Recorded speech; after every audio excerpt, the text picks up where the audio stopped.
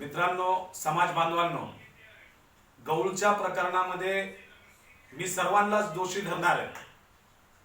गौळचं प्रकरण ज्या वेळेस झालं, साहित्य सम्राट अण्णाभाऊ साठेंचा पुतळा काढण्यात आला आणि त्या अनुषंगाने पोलीस प्रशासनाला जाब विचारत असताना माझ्या मायमाऊलींवर हल्ला करण्यात आला, लाठी चार्ज करण्यात आला.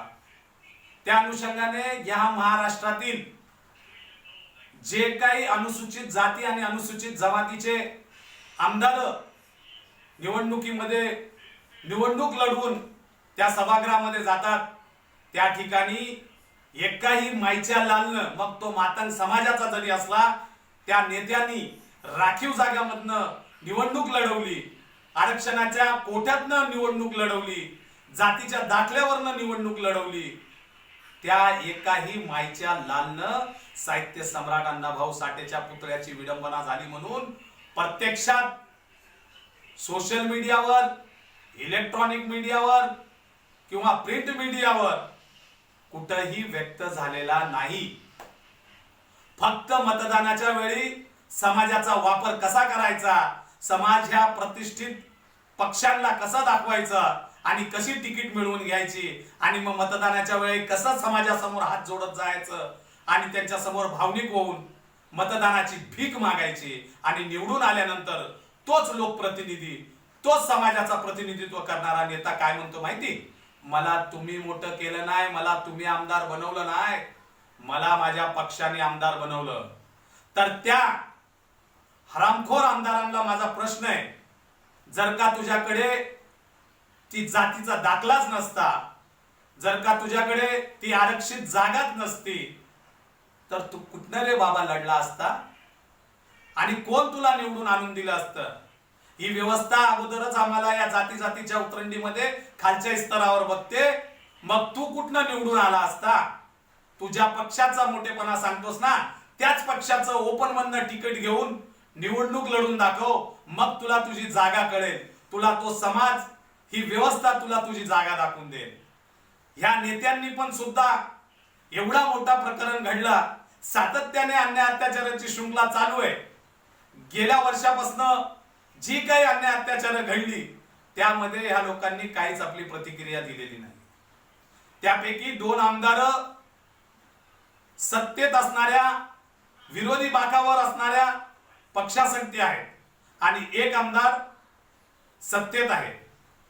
त्यापैकी 2 आमदारांची चांगली प्रतिक्रिया आली, समाजाबद्दलची, त्यांच्याकडनं झालेल्या चुकाची त्यांनी दिलगिरी व्यक्त केलेली. पण 1 आमदार फार गुरमीने बोलतो की मी काय केलंय, का नाही केलंय.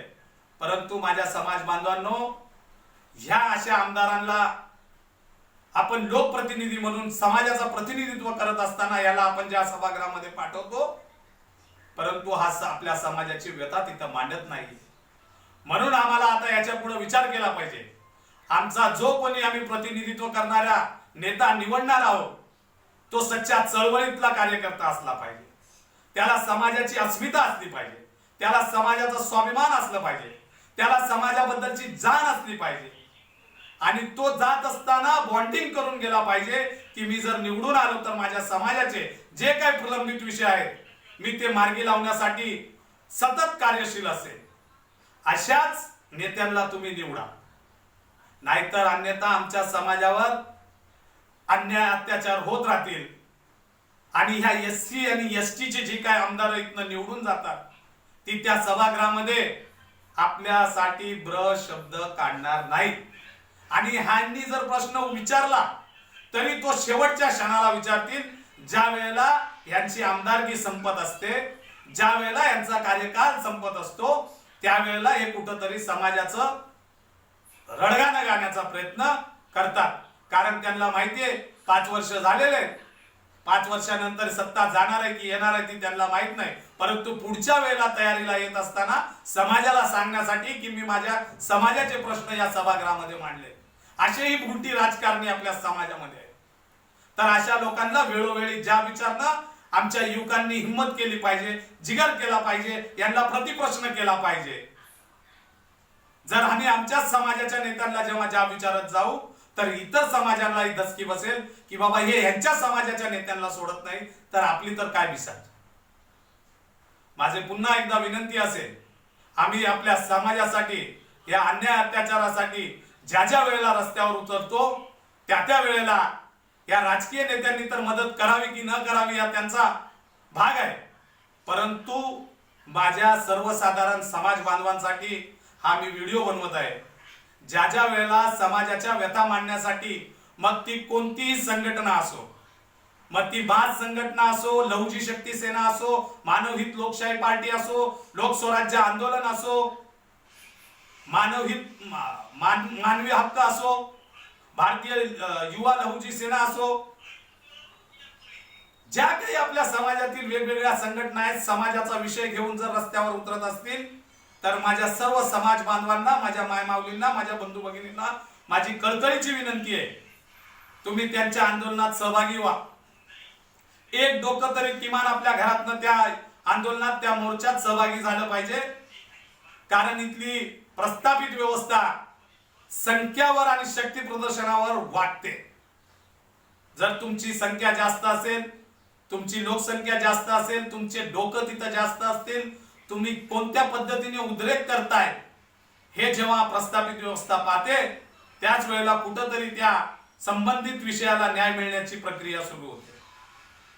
तर मी पुन्हा एकदा आवाहन करेन, येणाऱ्या 30 तारखेला गौळूमध्ये साहित्य सम्राट अण्णाभाऊ साठेंचा पुतळा बसवण्यासंदर्भात साहित्य सम्राट अण्णाभाऊ साठेंचे वंशज मासाहेब सावित्रीबाई साठे व भाऊसाहेब सचिन भाऊ साठे यांनी आपल्या समाजाला हाक दिलेले, आवाहन केलेले आहे। तर जास्तीत जास्त लोकसंख्येच्या प्रमाणात आम्हाला या गौळ या गावी उपस्थित होऊन आमचा साहित्य सम्राट अण्णाभाऊ साठेंचा पुतळा पुनर्स्थापित त्याच ठिकाणी करायचा आहे। मोठ्या जल्लोषात, गाजावाजात हा कार्यक्रम आपल्याला पार पाडायचा आहे।